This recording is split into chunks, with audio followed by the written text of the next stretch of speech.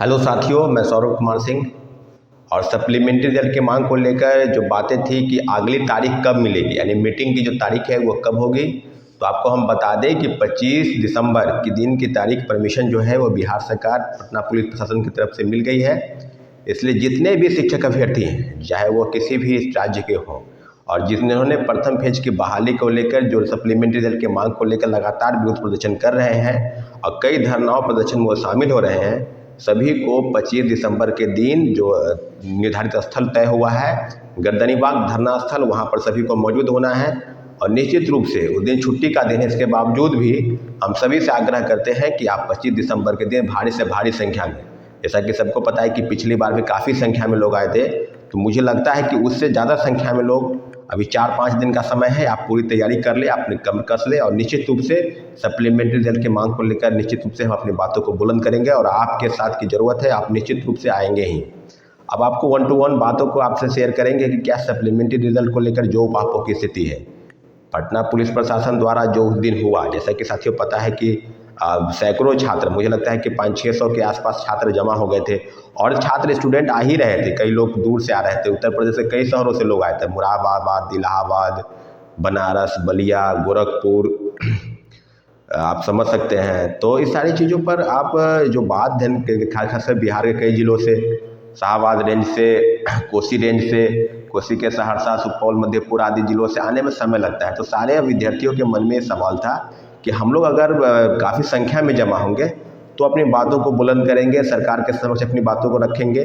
उसके बाद कई विधायकों से भी बातचीत हुई, विधायक दल के नेता के साथ तो उनकी बातचीत हुई, कल प्रेस कॉन्फ्रेंस में उन्होंने किया है और काफ़ी चीज़ें। अब छात्र अभ्यर्थी के मन में जो बातें हैं कि आगे क्या होगा, लेकिन 25 दिसंबर के दिन आप सभी को गांधी मैदान नहीं, अब जो है गर्दनीबाग धरना स्थल, जो पहले धरना स्थल था, वहाँ पर परमिशन मिला है, तो सभी को मौजूद होना है। और आपको अपडेट बता दें कि सप्लीमेंट्री रिजल्ट की मांग को लेकर सरकार के तरफ से जो बातें को लोग टाल मटोल करने का प्रयास कर रहे थे, कहीं ना कहीं उसके मन में कवायद जो है, उस कवायद को आगे बढ़ाने की ज़रूरत है। उस कवायद की एक तरफ से शुरुआत हो गई है, काफ़ी दबाव में बीपीएस और शिक्षा विभाग है और सरकार के तरफ से खासकर सीपीआई-एमएल के कई विधायक हैं, इस बात को उठा रहे हैं कि सप्लीमेंट्री रिजल्ट निश्चित रूप से आना चाहिए।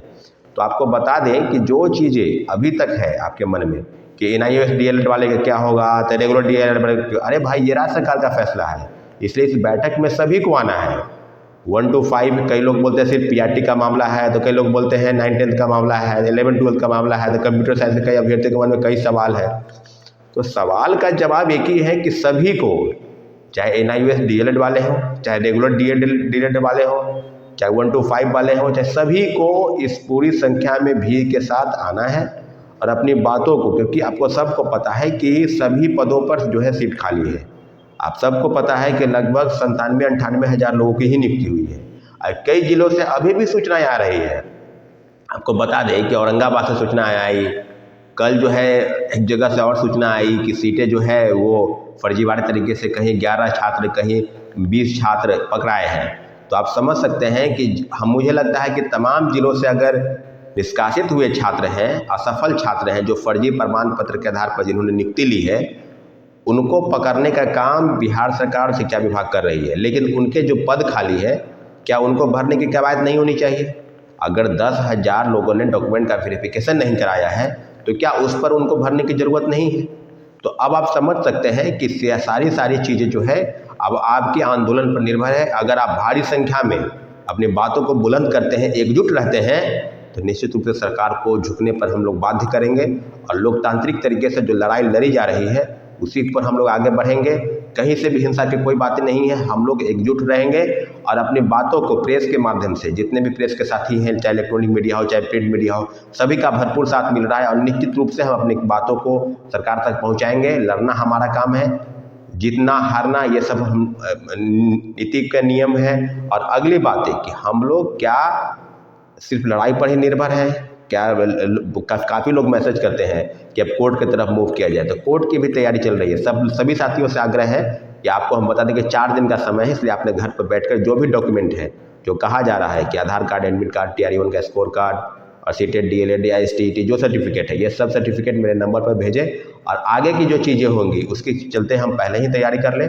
लेकिन मेन फोकस जो है वो प्रोटेस्ट पर है। प्रोटेस्ट 25 दिसंबर के दिन तय हुआ है, यानी गर्दनी बाग धरना स्थल पर सारे छात्र मौजूद होंगे और अपनी बातों को बुलंद रखेंगे। अगली हम अपडेट आपको देंगे कि आगे क्या होगा। इतना जरूर है कि अब बीपीएससी और शिक्षा विभाग जो है, आप समझ सकते हैं कि जब गांधी मैदान में बैठक बुलाए उस पर भी रोक लगाने का ये लोग प्रयास किया, तो आप समझ लीजिए कि क्या चीज़ें हैं। अभी भी जो पद खाली है, लगभग 23,000 से ज़्यादा पद खाली है। सभी सीटों पर सप्लीमेंट्री रिजल्ट जारी हो, इन्हीं सब मांग को लेकर हम लोग परमिशन ले रहे हैं। आज कई छात्र फिर जाएंगे गर्दनी बाग थाना में वो एप्लीकेशन देने।